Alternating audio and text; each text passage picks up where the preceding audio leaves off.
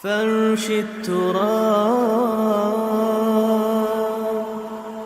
يضمني.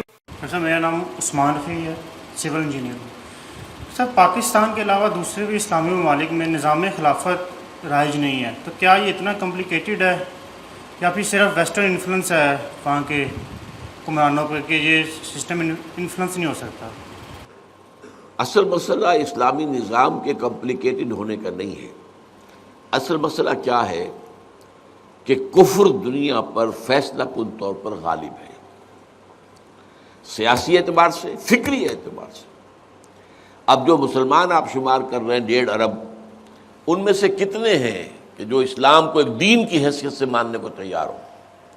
اس وقت تو جو اوپر کے لوگ ہیں وہ تو عموماً وہی ہیں جو مشرف کے قول کے مطابق جو ہیں وہ روشن خیال ہیں، بس ٹھیک ہے میں مسلمان ہوں، اور مشرف نے کہا تھا میں بھی مسلمان ہوں، میں نماز پڑھتا ہوں، پتہ نہیں پڑھتا بھی ہے کہ نہیں، شاید کبھی پڑھ لیتا ہوں کچھ جمعہ کی یا کسی عیدین کی، لیکن یہ ہے کہ ظاہر بات ہے کہ صرف اس سے تو مسلمان نہیں بن جاتا.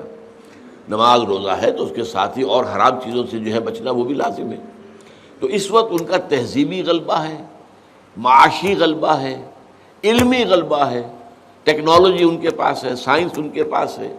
ہم پیچھے رہ گئے ان تمام چیزوں کے اندر، حالانکہ ایک وقت میں یہ تمام چیزیں عربوں نے دنیا کو دی تھی. یورپ جو ہے وہ تو یوں سمجھیے کہ جس کو ڈارک ایجز وہ خود کہتے ہیں کہ وہ ہمارا سیاہ دور تھا. علم کی باتیں نہیں تھی، نہ سائنس کی تھی، نہ فلسفے کی تھی، نہ ٹیکنالوجی کی تھی. پوپ کا حکم اور پوپ جو کہہ دے بس وہی آخری بات. بائبل کی طرف بھی ریفرنس نہیں، اور شریعت موسوی کا کوئی سوال نہیں، وغیرہ وغیرہ. تو یہاں اس کے بعد عربوں کے اندر اسلام کی جو برکات تھی اس کے نتیجے میں علم آیا اور حکمت آئی اور فلسفہ آیا اور سائنس آئی اور روشن خیالی بھی آئی اسلام کے دائرے کے اندر اندر. اور یہ پھر جو ہسپانیہ کی یونیورسٹیاں تھیں ان کے ذریعے سے یورپ میں پہنچا. لیکن اس کے بعد ہم سو گئے، انہیں جگا کر ہم سو گئے، عیاشیوں میں پڑ گئے، ہمارے اونچے اونچے محل بننے لگے. ابھی میں ذکر کر رہا تھا کہ جو خلیفہ عبدالحمید تھے جن سے کہ یہودیوں نے کہا تھا کہ آپ کے سارے قرضے، بے شمار قرضہ ان پر تھا، اور وہ سارا کس وجہ سے تھا کہ انتہائی وہ جو ہے فضول خرچ آدمی تھے، بڑے سے بڑے محل بنا رہے ہیں. توپ کاپی کا محل جا کے دیکھ لیجئے، اس میں جو کروڑوں اربوں انہیں لینے پڑے اور وہ یہودیوں ہی سے لیے. بینکنگ جو تھا وہ سارا یہودیوں کا تھا، یورپ کا. اب اس کے بعد انہوں نے اس میں جال میں پھانسنا چاہا، لیکن وہ اللہ کا بندہ کم سے کم اس میں اڑا رہا. اب اس وقت جو ہے اتنا بھی ایمان اور یقین ہمارے اندر نہیں ہے. ہمارا معاملہ جو ہے وہ یہ ہے کہ ہم دست نگر ہیں. ہمارا معاملہ یہ ہے کہ ہم اپنے پاؤں پر کھڑے نہیں ہیں. اللہ پر ہمیں یقین ہے نہیں کہ اس کی مدد کا یقین ہو. اگر ہم اللہ سے وفادار ہوں تو اللہ کی مدد کی بھی توقع کر سکتے ہیں. جب ہم خود اللہ کے باغی ہیں، وَمَن لَّمْ يَحْكُم بِمَا أَنزَلَ اللَّهُ فَأُولَٰئِكَ هُمُ الْكَافِرُونَ، ہم تو اس کفر کے زمرے میں آ رہے ہیں کہ ہم اللہ کی اتاری ہوئی شریعت کے مطابق فیصلے نہیں کرتے. اللہ کیسے مدد کرے گا؟ اللہ تو کہتا ہے کہ سودی کاروبار بند نہیں کرو گے تو پھر میرے اور میرے رسول کی طرف سے اعلان جنگ ہے تمہارے خلاف.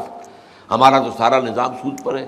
تو یہ اسلامی نظام جو ہے اس کے ناقابل عمل ہونے کی بات نہیں ہے، بلکہ کفر کا دباؤ ہے، غلبہ ہے. اور جو اس وجہ سے ہوا ہے کہ اللہ تعالیٰ کی نگاہ میں ہم مجرم ہیں کہ ہم نے اپنے ہاں اسلامی نظام قائم نہیں کیا، اس کی سزا ہے جو مل رہی ہے. اب یہ ظاہر بات ہے کہ اس کو ہم ایک جد و جہد سے، محنت سے، مشقت سے، قربانیوں سے، حضور اور صحابہ کے نقش قدم پر اور آپ کے طریقہ کار پر عمل کرتے ہوئے اگر کسی ایک ملک میں اسلام کے نظام کو دکھا دے دنیا کے سامنے اور پھر انہیں دعوت دے، come and see with your own eyes this is Islam. کیا تمہیں دھوکے میں ڈال رکھا ہے لوگوں نے، اسلام سے ڈرا رکھا ہے، آؤ دیکھو اسلام یہ ہے، یہ اسلام ہے، بتاؤ اس کے اندر کون سی کمی ہے.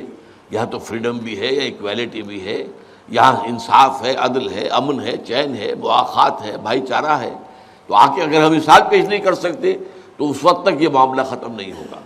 تو اس اعتبار سے آپ کو توجہ جو ہے اس پر کرنی چاہیے کہ اس نظام کو پاکستان میں جس کو ہم نے حاصل ہی کیا تھا اس لیے کہ یہاں نظام بنائیں گے اور دنیا کے لیے اسے ایک لائٹ ہاؤس بنا دیں گے.